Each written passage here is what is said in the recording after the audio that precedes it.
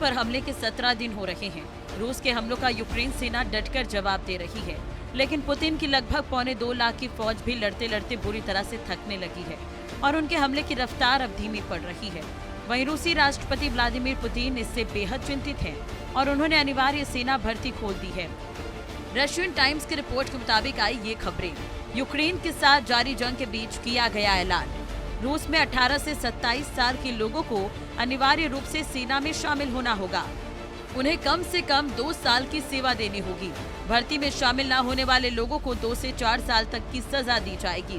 पहले रूसी सेना की ओर से योग्य युवाओं को पत्र भेजा जाएगा। 1 अप्रैल तक 1 लाख नई भर्तियां होंगी। पकड़े गए कई सिविलियन। यूक्रेन ने युद्ध के दौरान ऐसे कई रूसियों को पकड़ा है जो कि रूसी सेना के नियमित फौजी नहीं हैं। पकड़े गए ऐसे कई लोगों के वीडियो यूक्रेनी सेना ने वायरल किए हैं। रूसी सेना ने युद्ध की शुरुआत में अनिवार्य सेना की सेवा वाले फौजियों को युद्ध में नहीं उतारने का ऐलान किया था, लेकिन अब रूस ने ऐसे फौजियों के युद्ध में शामिल होने की बात स्वीकारी है।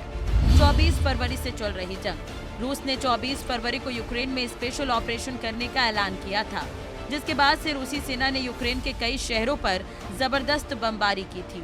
खुद राष्ट्रपति व्लादिमीर पुतिन ने कहा कि डोनेट्स्क और लुगांस्क ने यूक्रेनी फौज के हमलों का जवाब देने के लिए उनके देश से सैन्य मदद मांगी है, जिसके बाद उन्होंने डोनबास क्षेत्र में अपनी सेवा को सीधी लड़ाई में उतार दिया था।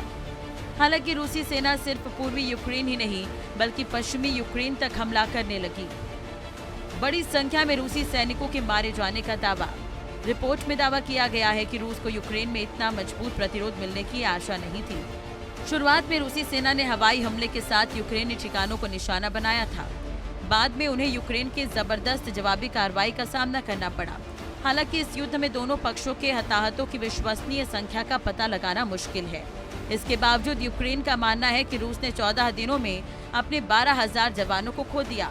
यूरोपीय खुफिया एजेंसियां इस संख्या को 6,000 से 9,000 के बीच बता रही है। वहीं अमेरिका का आंकड़ा 3,000 के आसपास है।